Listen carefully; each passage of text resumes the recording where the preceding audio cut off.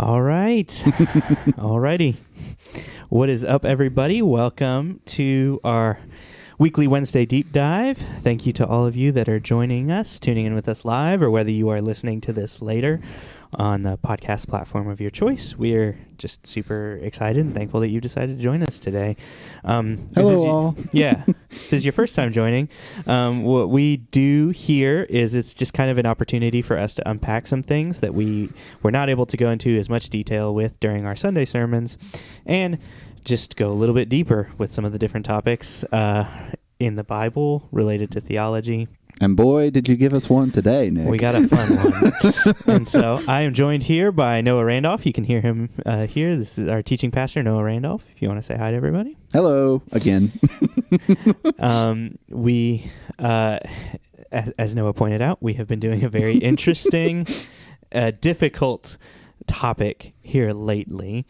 And we're going to, before we jump into it, though, we always like to spend a little bit of time here at the beginning of our deep dives, doing some fun get-to-know-you questions, set the mood just right. You know, we don't like to take ourselves too seriously. We want to give y'all opportunities to get to know us, and I think we've been getting to know each other better just by doing these I know. topics, even though me and Noah, we are notorious for having lots of very long conversations, very deep conversations off camera. It is still fun to be able to do these on camera as well. These are more like what you ask a person, like when you are in an awkward situation and you just like want to get to know them slightly, and like, okay, I'll ask you this quirky query, and you know. So we don't ever ask each other those questions. We always ask like, how is God in the material plane exactly. or in the spiritual plane? No, and that's what I think is fun about it is. It is a different way of getting to know each other that even me and you don't do naturally, because we're always just like diving into the deep end immediately. Yeah. And so that's been pretty cool. But you got a fun get to know you question, a quirky query for us I don't know today? if it's necessarily fun, but I am very curious. I'm going to give a couple stipulations with this question because I think this will make it interesting. And if anybody in the comments, by the way, whenever we ask these, if y'all want to give your answers for what you do, comment on our deep dive and give the answers. Sure. It doesn't necessarily just have to be me and Nick answering these. So this is the question. If you were to find out that you have, we'll say 3 months left to live, what would you do in that 3 months? I've thought about this a lot because, as I pointed out in other videos and sermons, I am a quintessential hypochondriac. So there has been several times in my life where I was convinced that I only had 3 months left to live anyways. So I've done this mental exercise a few times. The main thing I've thought about is there's a lot of topics that I have thought a lot about, and especially related to the Bible, like theological things that are like rolling around in my head that I've been thinking about a lot, but have never fully talked them through or shared them with other people. And I've thought several times that I would probably just try to write a lot of those thoughts down. So that even some of them are like questions that I feel like I'm halfway there to finding a good answer for, but I'm not all the way there. So I would want to write them down. Here's what I found so far. Here's what makes sense to me so far.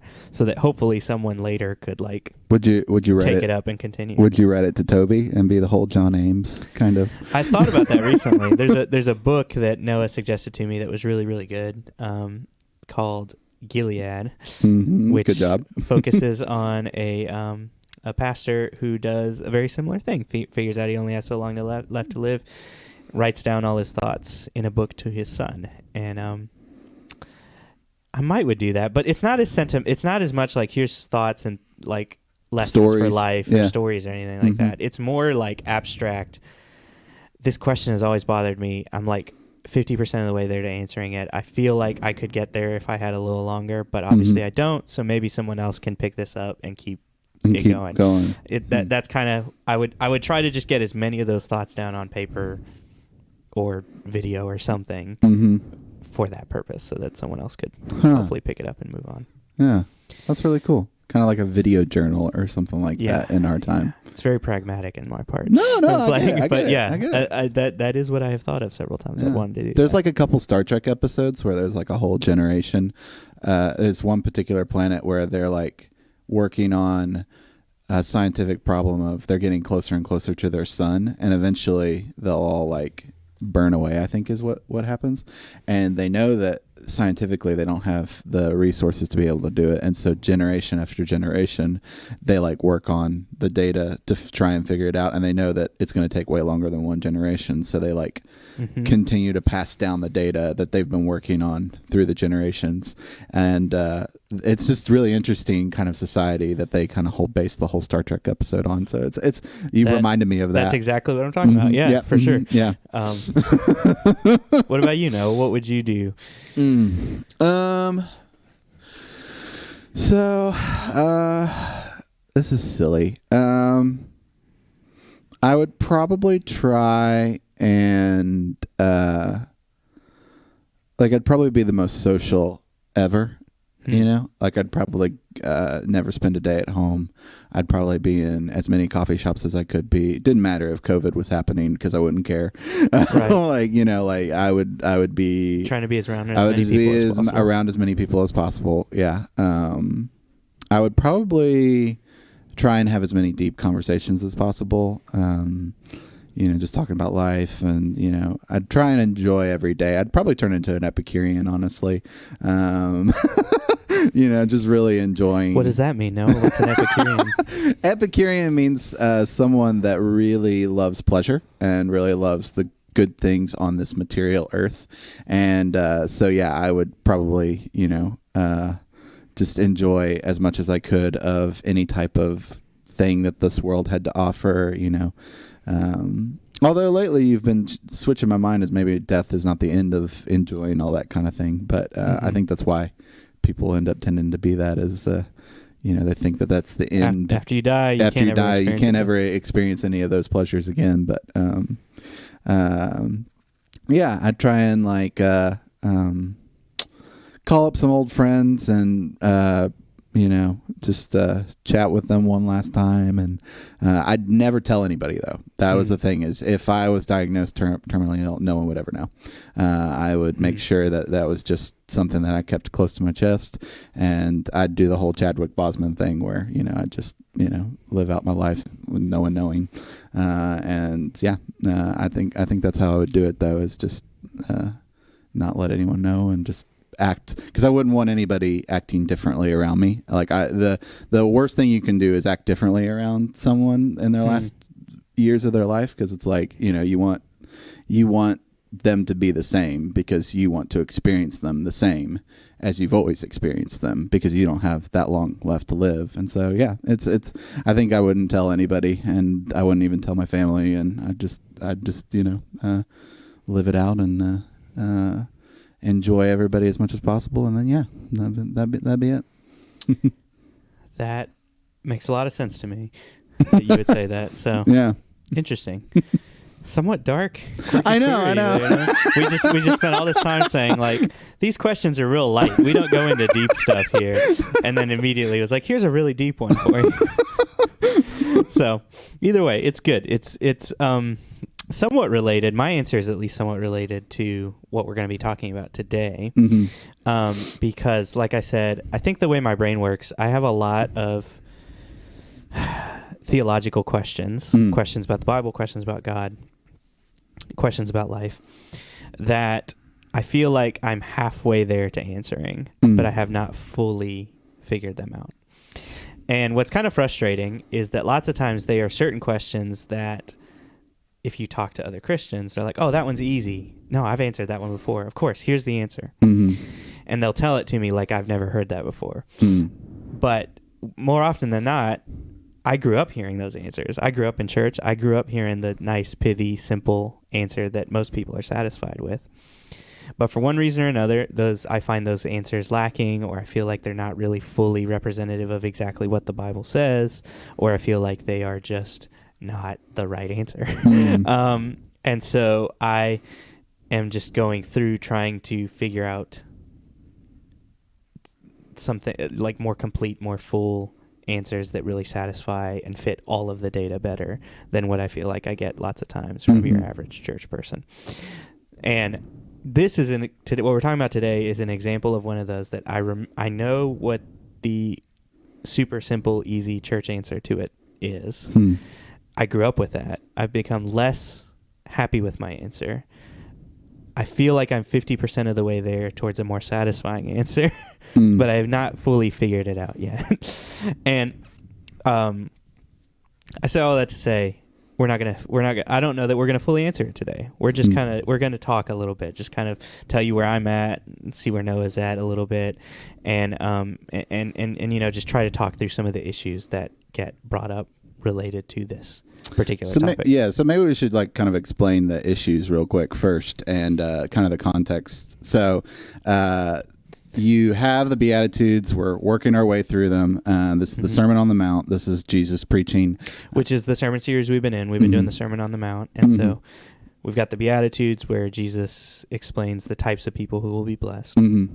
And you basically have this moment where Jesus is now exposing to his audience these new ideas about following their scriptures, like their Bible. This is, if you can see in the verses that start with it, he doesn't just mention the law, he also mentions the prophets, which the prophets is another section of their Bible. That would be, we won't get into that, but just recognize that the law and the prophets represent their Old Testament scriptures. And he's going to work through this section talking about all of the implications of following him and how following him is way less about is going to defy a lot of their expectations, right? The problem has been that for a lot of us today, after reading a passage like this where he says, I'm not going to remove a single bit of the Torah, I'm not going to change anything, I'm going to fulfill everything, right? And anybody that does attempt to change the law is going to be least in the kingdom of heaven, is what he says. The problem is that a lot of us today don't follow any of the laws in the Old Testament. Exactly. And so there's a problem there. So it's like, are we the least in the kingdom of heaven? What is going on here? Exactly. And that is exactly what made this passage so difficult to really preach on, And so I knew there was a million points I could make about it, but my main point was simply that what Jesus is doing is he is doing a complete version of what you get a partial version of in the law and the prophets. So he's not doing away with it. He's doing the final fulfilled version of it. And I do think it's important, it's obviously important to Matthew that Jesus gives these commandments on a mountaintop. Right. Because he is that new Moses, that complete Moses who is giving the new law. But my whole point is that new law, the new covenant, is not throwing away the old. It's the fulfilled version of the old. Yeah. But you hit the nail exactly on the head on what the issue is here. I first encountered this issue, interestingly, when I used to work at Avenue Coffee, the coffee shop we've talked about before, where you used to work and I used to work as well. And I had a friend there. We'll just call him Matt for the sake of this conversation, let's say. And my friend Matt was not a Christian, and was very not a big fan of Christians for a lot of reasons. But he's a super smart guy, really, really smart guy, knows a lot about a lot of different issues, and is really charismatic, really friendly. A lot of people really like him. I liked him a lot, too. We were good friends.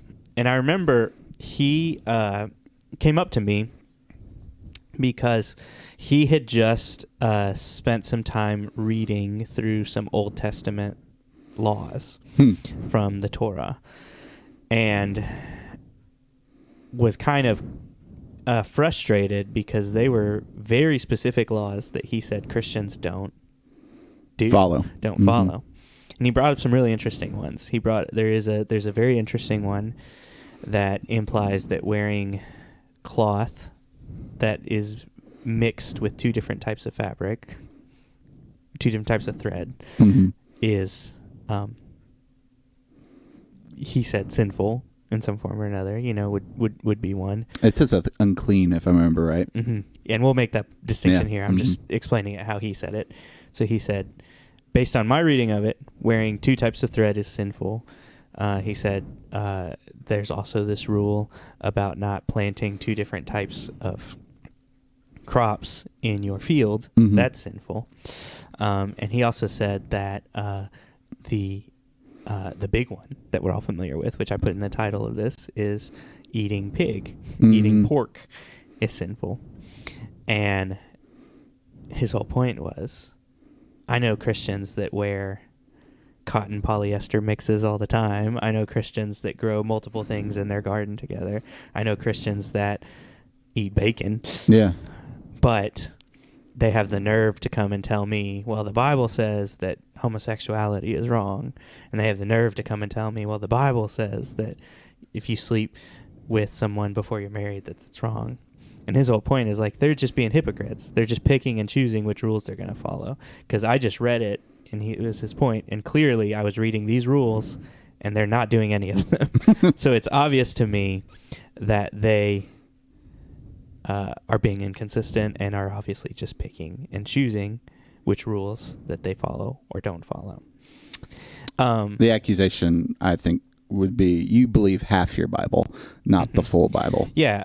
And I think his implication kind of, because it was mostly we were talking about homosexuality. His implication was just kind of like, you guys are homophobes, so you're just picking and choosing the parts of the Bible that fit your homophobic beliefs and ignoring all the ones that make it more difficult.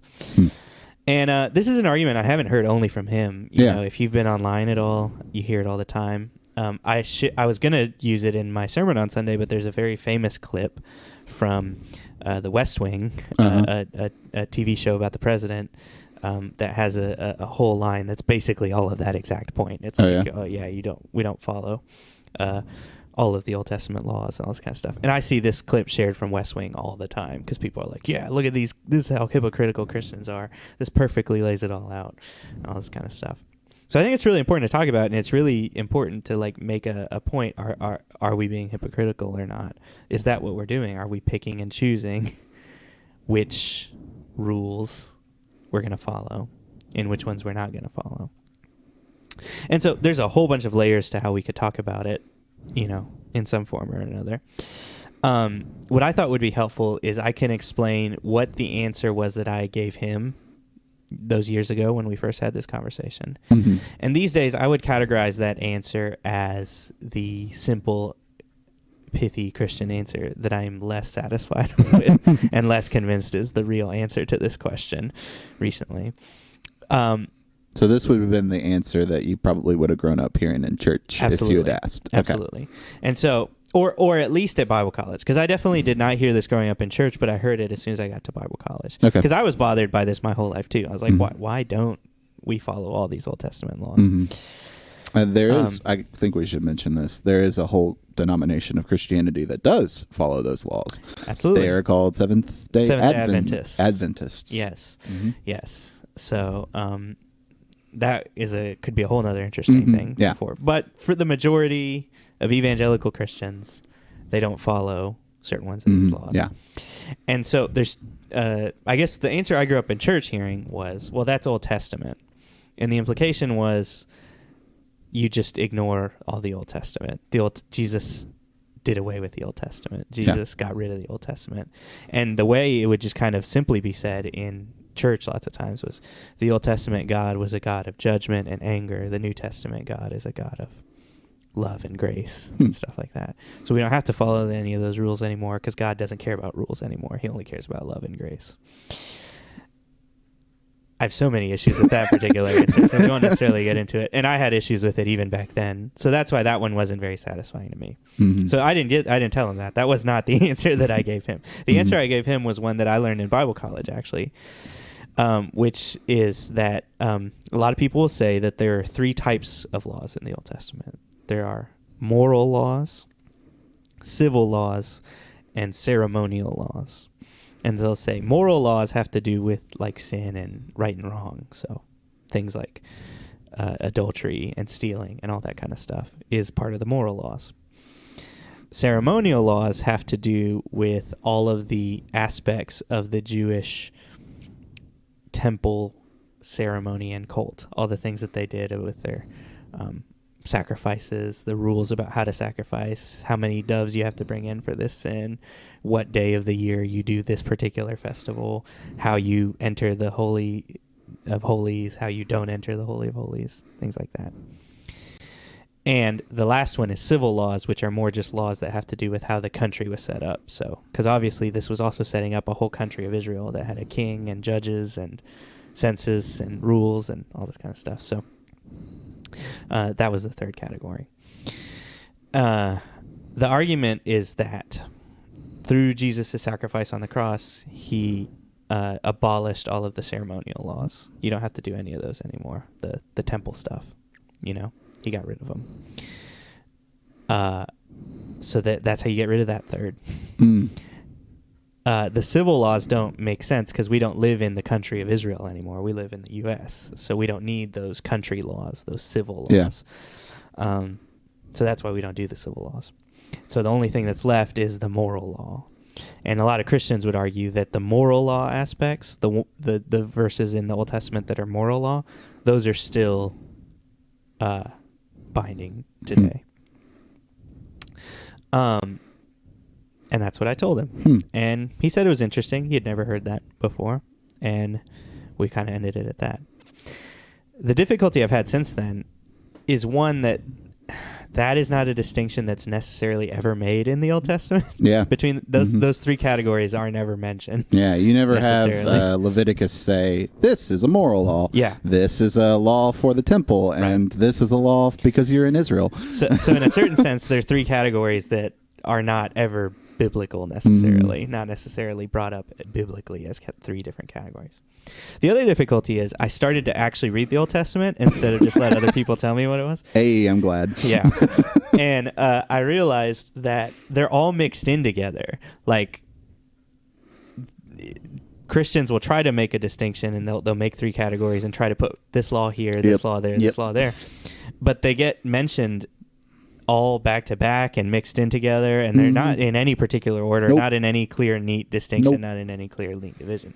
It's honestly like a mishmash. You'll get laws, you'll have more story in Exodus, you'll get more laws, then you'll have more story. Like, it's not even like, you don't even have like a whole section that is, you can call law. About the only one that is Leviticus. Leviticus is close to that. But even then, there's one story right in the middle of Leviticus that has Aaron's sons get killed because they bring in strange fire. So absolutely, like, it's not even like... and even Leviticus is a weird mixture of all three of those ceremonial, moral, civil laws. The other difficulty I found is that a lot of the quote-unquote ceremonial laws have moral connotations to them. A lot of the moral laws have civil connotations to them. A lot of the civil laws have ceremonial connotations to them. And I realized that they're harder to define and categorize. They kind of fit. Most of the laws are a weird mixture of all the categories. So it's really hard to be like, this law we don't do anymore because it's ceremonial, but this one we do because it's civil. And the biggest difficulty I had with that explanation is the passage we preached on Sunday. Right. Which is that Jesus says, not even the smallest dot of anything will be abolished. We're not doing away with any of it. And so... I'm sure the Seventh-day Adventists that are listening are like clapping right now. Right. So the question was like, the way I was brought up kind of makes it sound like Jesus was going to do away with 2/3 of it, but he was going to keep 1/3 of it. Right. So that's kind of the difficulty I had. That's the question I had. That's kind of the spot I've been in over the last few years, trying to figure it out, trying to understand a little bit better. I'm trying to find more full, honest answers that really make sense of a lot of the details of it. And Noah, you'll know, me and you have talked, for some reason, the last like 2 years especially, I've been like really zeroed in on this, like trying to really make sense of it, really, really make the distinctions clear and all this kind of stuff. And like I mentioned at the beginning, I'm going to be really upfront with you guys and be like, I don't know that I have it figured out yet. I'm not satisfied with that answer I gave you guys earlier for all of those reasons.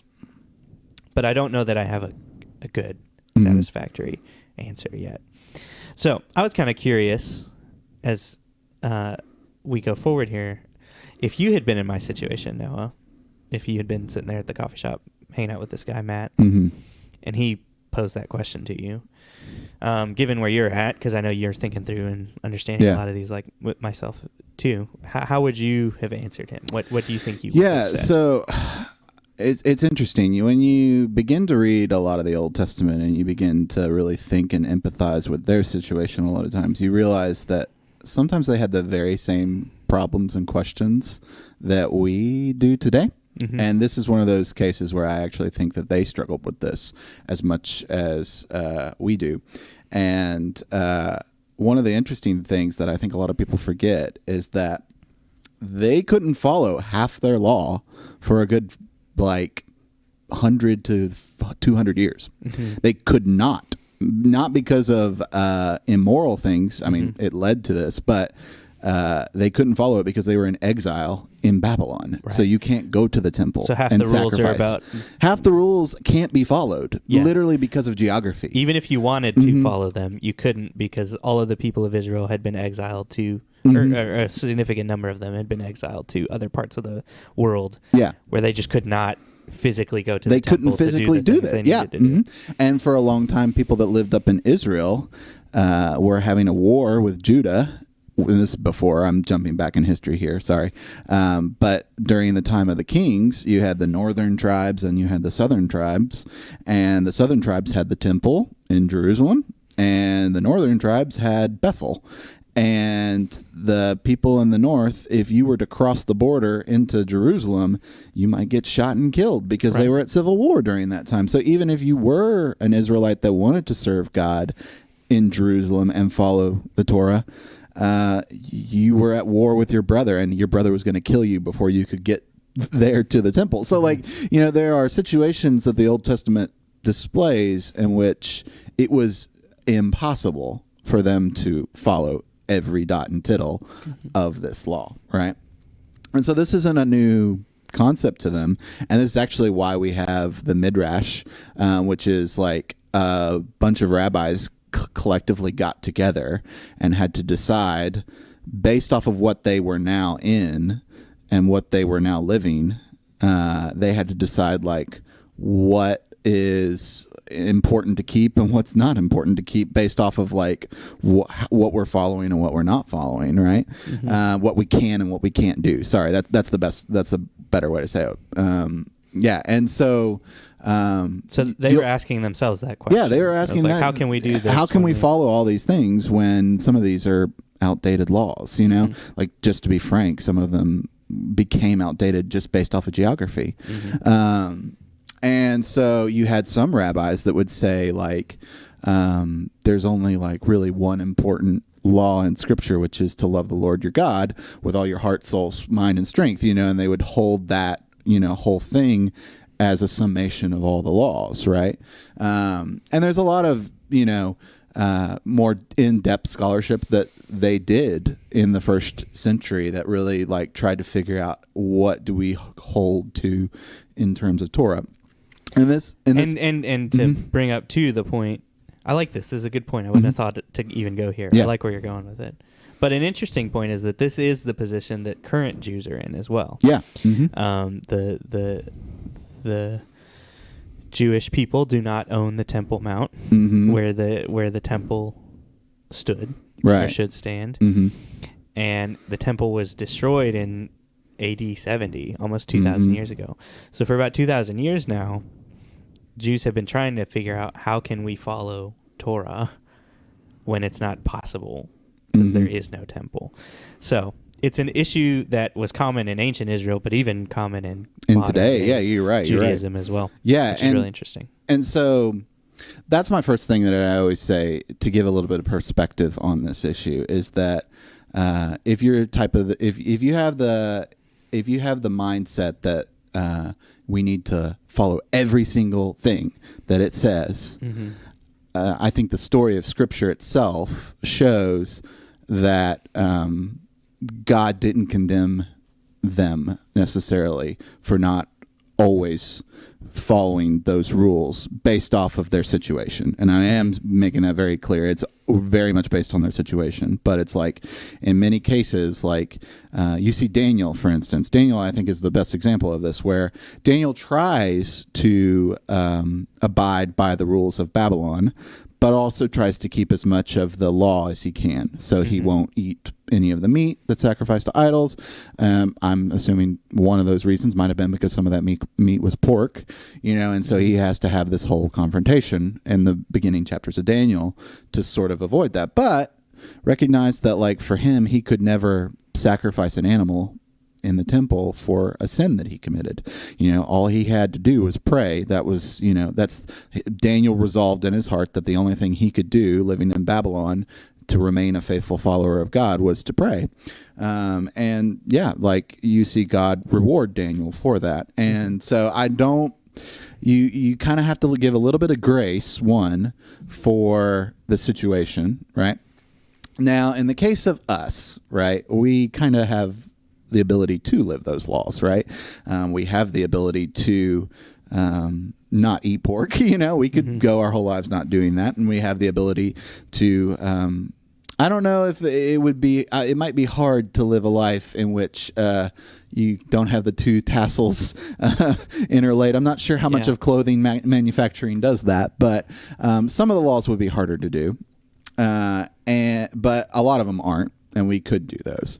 And for me, I don't know if I would have gone your route and said like ceremonial and all that, because I had never really bought into that because of all the reasons you gave. But what I would have said to that part of it, after giving all the context of the laws are a little less. It's always been difficult to do all the laws. Yeah, it's always been difficult to do all the laws, one, and that's a little. There's a little bit more grace even in the Bible for following those laws than you might think. But after giving all that context, I probably would have said something about how with the New Testament you see Jesus enacting not just not abolishing laws, but you see him coming to announce a new kind of ministry, a new type of following God, in a sense. And his shift from Old Testament to New Testament is subtle, and I think that he uses and fulfills a lot of the Old Testament. And here's the hard thing that I think a lot of people, here's what I would say, is when you upgrade your software on a computer, right, you're not abolishing the old software that was on it most of the time. Most of the time when you're upgrading your software, you're just taking new code and putting it on existing code, right? And that's kind of how I would have seen it way back then, is that you have a new addition to things happening, and this new addition is saying certain things about old code that is now outdated, but not necessarily abolished, if that makes sense, because we now have a new thing that replaces it, if that makes sense. And so that's kind of how I would have seen it back then. And I've only started to recently change from that a little bit through talking to you, because you have this whole idea of unclean and clean that I think we should probably that's probably the biggest thing that needs explanation, is what you're getting to now. But yeah, that's probably where I would have gone then, as I would have gone with like the software analogy of this is old. It's not going to be abolished. It's just going to be updated or upgraded, essentially, and use that kind of language. So does it make sense? No, I like that. That is a good way to go about it. And I think something I would add along making the similar points that you've been making is just that the early church also struggled with this. Yeah. There's a famous council that happens in Jerusalem that is mentioned in the book of Acts. It's the first time they get literally everybody together from all the churches. It's this big major conference from all the church leaders. Happens in Jerusalem, where this is the exact question that they're asking. Yeah. They are finding that there's a whole group of Gentiles that are coming into the church, and they are asking themselves, do these Gentiles have to do Torah? Do they have to do the Old Testament? And so that's what the whole council is kind of about. And it is interesting to me. It's always been interesting to me to point out that was actually, we don't really know. But some people think maybe like 10 to 15 years after the resurrection of Jesus when this council is happening. So you read it in the Bible sometimes and you think it's maybe been a few months. Yeah. You don't realize it's been like a decade since the resurrection. And they are just now getting to the point where they're like, hold on. So what does this mean about Old Testament and Torah and stuff like that? And there were people that were very confused about it in arguing for different sides of it. And they make it sound like a lot of people made their cases, and there were some people making a case for, yes, they should still have to follow Torah, and then others saying no, and various different points like that. So it was difficult even for them to understand the relationship between Old Testament and New Testament. And when you read the letters of Paul specifically, you realize that this is kind of one of the central things that just keeps coming up over and over again. Yeah. Whether it's in Galatians, whether it's in Romans, whether it's in aspects of Colossians and Ephesians and stuff like that. This was a pretty major and central question and argument that they were having in that first church. Yeah. In that first century church a lot. So all that to say, it makes me feel better a little bit sometimes. Like it was hard for them too. So having it not be just like a simple answer makes sense to me, just because it is something that is difficult. Yeah. So to fully go through more looking at it, like I said, we're just kind of thinking through it. You basically, what are you getting to now? Because I think what should start us off with this one is your new discoveries on unclean and clean, and what unclean and clean mean to the law, right? Yeah. Because I've been studying those specific aspects a lot more, and you kind of made the distinction here at the beginning, because the way Matt described it is, Matt said, the Bible says that people who eat bacon are sinning. Yeah. You know? And so that's probably how most Christians would say it too. They would say the Jews believed that eating bacon was a sin. More specifically, though, when you go read the actual Old Testament passage, the ones that mention that you shouldn't eat bacon, they don't use the word sin. They use a different word, which is unclean. So what they say is that a pig is unclean, and it does say it should be considered an abomination to you, something you just don't even get close to. Like, it's something that disgusts you in some form or another. And it does say that anyone who does eat this pork themselves becomes unclean. That's what it says.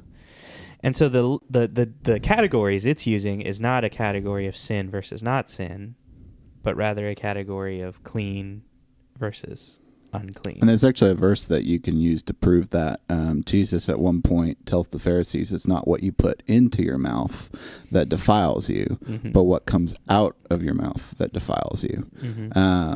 So even there, if you were to interpret that verse in their Jewish context, what he's saying is it's not what you eat that defiles you, right? It's what's coming out of you, and out of your heart is where it's out of your heart. And so there he's talking about morals, but for him to say that and not be abolishing an Old Testament law, you have to believe that he's talking about morals there, and that the Old Testament law is talking about something different, right?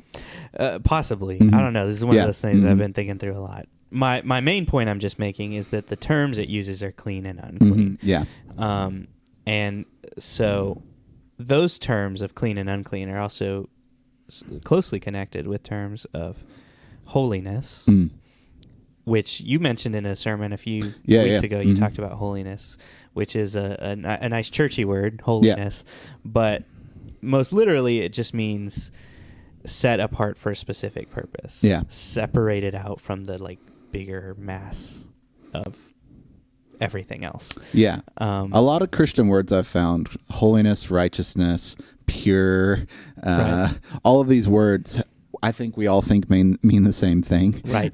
We all think they mean good, moral, awesome. Exactly. You know, in God's favor. And they all mean different things. Yeah. Righteousness really means being in a just, right way of living. Mm-hmm. Holiness means being set apart. Being separate. Yep. Separated from everything. Unique even could be a good translation of that. Unique and set apart by God is really what I think holiness represents. Yep. So yeah, no, I think. And you even mentioned pure. Mm-hmm. It's interesting. Pure is kind of the modern Christian way of saying clean. Exactly. A lot of times. And you'll notice this. I would encourage you to notice this. If you look at a lot of even the New Testament passages, those terms still come up. Clean and unclean still come up. The actual Greek terms that also get used in the Septuagint. They get mentioned in the New Testament too. But they don't get translated that way in the New Testament. They get translated as pure or impure. And I'm not sure what's all about that. There's obviously some theological things going on. Yeah. But I think part of it is because for all of us, those terms clean and unclean are Old Testament things, not New Testament things. And pure can mean clean. Like, if you think about it, pure is kind of that ambiguous word where pure could mean morally pure, but it also can mean, like, if I say my oil is pure, there's no, like, contaminants in it, right? You know, we would say that it's clean. You know? Absolutely. No, the ideas are related, but it is interesting to me, you know, that the Greek terms are katharsos and akatharsos. When you get those in the Septuagint version of the Old Testament, they get translated clean, unclean. When you get katharsos and akatharsos in the New Testament, they get translated pure and impure. Yeah. It's a different English word for the same Greek word. And I'm one of these people that's becoming more and more committed to like trying to find good English words that give a rounder. You know, I was like, this very same word gets translated as sorcerer later and wise men here. I'd rather try to figure out some sort of mixture of that we use for all times. And the reason I bring that up is just to say that it's a very particular category that is somewhat related. Those ideas are kind of connected a little bit. And some of the interesting things I've been finding is that these were not, surprisingly, these were not necessarily unique to the Israelites, these ideas. There's a really interesting book. I haven't read it yet, but it's been recommended by a few people called The Development of a Taboo, I think. And it talks about all of the ancient Near Eastern sources that also considered pigs to be unclean. And it uses some examples of Greek sources and Egyptian sources and Babylonian sources who also have statements about pigs being unclean, which is really interesting. That is interesting. So it's like this whole like, because I think for a lot of us, we think it's just the Jews. They were the only people. Yeah. And these days, it's pretty much just the Jews and maybe like Muslims I know also don't eat pork. But some of the historical things would show us that there was a certain view of what a pig was for that whole region of the world in that time that considered animals, that particular animal, to be unclean in some form or another. And one of the biggest things about it is that uncleanness, I would argue, is not necessarily like morally sinful in the way we usually think about it. Because there were also other very normal things that made you unclean, very normal everyday things. Having sex with your wife made you unclean, according to the Old Testament. It's very controversial, but it does mention that when a woman is on her period, you know, going through her menstrual cycle, that she would be unclean in that moment in time. And there's a weird word that gets translated leprosy, and some people might, but it's some kind of skin condition. We don't really know exactly what it is. I've heard one scholar at least that says he's not convinced that it's leprosy because archaeological digs have not found existence of leprosy during that time in that part of the world. But that's neither here nor there. It's some kind of skin condition, we know. And that's supposed to make you unclean as well. And so there's all kinds of different things that have to do with uncleanness. And what you start to realize as you read through it is that what the uncleanness means is it means you can't enter the assembly in the presence of God. You can't go into the holy, set-apart space to worship God. Then it does become a moral thing. So if you are in some state of uncleanness... And then you go into the temple. Then it's moral. And then it becomes moral. Or at least dangerous to you. Yeah. You could die. You literally could die. Yes. And so that's the thing that's been a little bit difficult to understand as I've been like reading through it is like, I'm not sure if they just like how cultural it was, how not cultural it was, and some various different things like that. Because the Apostle Paul seems to say some interesting things in the New Testament. And again, I really do think that a lot of the keys to a lot of this is understanding what Paul is actually saying about a lot of these things. Well, and we should say that whereas the Jews in Jerusalem, they took a stance that you shouldn't... like they had a whole council on this in Acts 15, right? This is basically when the Gentiles become born again Christians, they have to figure out, do the Gentiles follow all of the Old Testament laws? Like that's basically the first thing on the agenda that they have to decide is, oh no, like this isn't just a Jewish faith anymore. This is a broader faith. And so what do we do now? Like, should these Gentiles have to follow all these laws? A Catholic argument is that Acts 15 actually allows the Gentiles not to have to follow all these laws, whereas the Jews still do. And that's the argument I've heard articulated, is that the Acts 15 council is a sort of an authoritative word from the apostles that now set up new laws for Gentiles, but the Jews still do the still old stuff. keep the old law. Yeah. Right. And so that's what's interesting, whether you agree with that or not. Because again, I think the key is reading Paul's words on a lot of this. Right. Because Paul is the one who exposits on it the most, because obviously this is an issue that comes up a lot throughout the remainder of the church. Most famously, it comes up in Galatians, because in that book, what you have is Paul sets up a church. He's doing his missionary thing. He's going around. He's setting up new churches. He sets up a church in the region of Galatia. Yeah.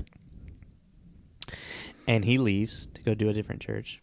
And then he gets word that what in theological circles they call Judaizers, but basically these people who say they're Christians but believe that you still need to be doing the Old Testament laws show up and start convincing the Galatians that they need to start doing all the Old Testament laws. And Paul's super upset about it. Yeah. It's some of the strongest words you get from Paul when he writes back to them. There's literally a line that says, I wish they would emasculate themselves, which I'll let your imagination go with that one. Right. Yeah. That one's an interesting line just in general, because Paul's talking about circumcision, you know, which is a removing of flesh from that part, and he's just kind of like saying, I wish they would just remove the whole thing. I wish they would just go ahead and cut off the whole thing. So he has some strong words for those people. So then the key becomes, why does he have such strong words for them? What is the problem here? What is the thing that they are upset about? Because there's a part of me that could imagine some of these Judaizers quoting the Sermon on the Mount and saying, well, you know, Jesus said he wasn't going to abolish any of the law. So why would you? Why are you so? Yeah, they would try to use that, I could imagine, as justification for why they why you should still why follow they're right, them. why you should still follow them, and all this kind of stuff. And so the more I read Paul and the more I look at his argumentation and stuff like that, and again, I don't feel like I've got it fully figured out. I'm trying what I'm trying to do, because a lot of Paul is just confusing anyways, and he's speaking from a very ancient perspective. What I've been trying to figure out is like more modern ways to say some of the same things that Paul is saying, and I don't know that I've figured it out well. Well, I guess what has jived with me the most has been that you think, and correct me if I'm saying something wrong here, but what I've gotten from you so far has been that you're getting to the point where you think that the clean and unclean laws and the ceremonial laws are not abolished necessarily, but they all are fulfilled through Jesus in some way. And they're fulfilled by his actions, not just on the cross, but all the way through his ministry. So like there are scenes where he comes on the scene and a woman that's unclean by the Old Testament law touches him. By Old Testament law, he should be now unclean as well. Yeah. Well, but instead she's healed from her menstrual cycle that's been going, for a very long time. And so you see this reversal in which what should have made him unclean is actually making her clean. And he's performed a miracle. And you see a lot of the miracles in the Gospels are focused on people that are specifically unclean, right? Demons even... their actual name is an unclean spirit. Yeah, right? It's that akatharsos spirit. Exactly. And so there's a lot of focus, it looks like, is that what Jesus is doing in his ministry in those 3 years is undoing all of the things that are making this people group unclean, right? And so if you now have a people that is considered clean, which is, I think, is what Jesus is getting to. His whole point is that I'm going to make this whole community clean, then you don't have to follow any law that would make you clean because you're already clean, And I think that's kind of what Paul is like getting towards, is like, to pretend that you still need to do things to get clean, right, is to imagine that Jesus didn't happen anymore, right? And that doesn't make any sense. Like you need to acknowledge that Jesus did something so radically life-changing that you were now considered clean. And if you're now considered clean, then everything the Old Testament was trying to do is now done, and you don't have to do it anymore because it's now done. Does that make sense? Yeah, there's a lot of really interesting connections there. With the main point being, Jesus has this power over all of these forces, right? These uncleanness, the unclean spirits, the unclean things that make people unclean, and all those kinds of things. And I think that's a part of what the gospel writers are trying to show us. Yeah. In those stories is just like, look at Jesus's power over the uncleanness. Yeah. And I was reading this passage to you earlier. I was trying to pull it up here on my phone. There's an interesting passage in Ezekiel where he's talking a little bit about what this new age of the Messiah will be like. He's prophesying about this age of the Messiah. And there's a couple of verses in here that get picked up later in the New Testament, and they get referenced, as, again, the age of the Messiah. But it's really interesting. It's in Ezekiel chapter 36, starting in verse 24. It says, "For I will take you out of the nations, I will gather you from all the countries and bring you back into your own land." So this is that exile thing you were talking about. They're scattered all over the place. Right. Bring them back into their own land. Then he says, "I will sprinkle clean water on you, and you will be clean. I will cleanse you from all your impurities and from all your idols." This is an interesting point I haven't made before. But there does seem to be some connection between a lot of those laws, like the 2 threads and the 2 things in one field and the clean, unclean, a lot of that stuff with idolatry and the idolatry of a lot of those people. But of the Canaanites and some of the other people. Yeah. We don't have time to get into all of that. Right. You can see that connection a little bit here. I will give you a new heart and put a new spirit in you. I will remove from you your heart of stone and give you a heart of flesh. And I will put my spirit in you and move you to follow my decrees and be careful to keep my laws. So it's just kind of this whole description of all of the things that happen in that moment. And at least one of the things that is mentioned right there at the beginning is I will sprinkle this water on you and I will cleanse you from all of your impurities. So that cleaning away of unclean things is like a sign of the messianic age and the promise being fulfilled and all of this kind of stuff. And so again, if Jews had been good readers of their Bible, had been studying what a lot of these prophets and other people said, then I think they would have seen Jesus doing all of these things, making all these unclean people clean, and would have thought of verses like this and been like, oh, okay, this is really interesting. What is going on here? Maybe the law is coming to its fulfillment, you know? Because I really do think like the law is not there as a rule book, right? The law is there as a thing that makes you holy, right? A thing that makes you clean, right? Or a thing that teaches you. Yeah. And this is kind of the point I tried to make in the sermon, was that Torah does mean law, but it doesn't mean law. What it means is instruction or teaching or something. You know, it means a lot of different things like that. And this is something that Paul even picks up later in Galatians, that book I was talking about, where he talks about all this. He says in Galatians chapter 3, the law is a tutor, he calls it, an instructor, a teacher, a guardian even. Yeah. Which is this idea of like when a kid was still learning, they would have like a private tutor that would set up some boundaries for them and help teach them things. And Paul's whole point is when the full version comes, when the fulfilled version comes, you don't need the tutor anymore. You don't need the guardian anymore. And what that fully means, I don't yet understand. Like I said, I'm still trying to figure out exactly what Paul means by you don't need the tutor anymore, what it means for it to be fulfilled in some form or another, what all of those things mean. I'm still trying to figure it out, and I don't know exactly what all of that means. Short answer is we have a lot of biblical verses that seem to suggest that we don't need the law anymore, right? But we still have these verses, the one we preached on, which seem to indicate that Jesus still values it very highly.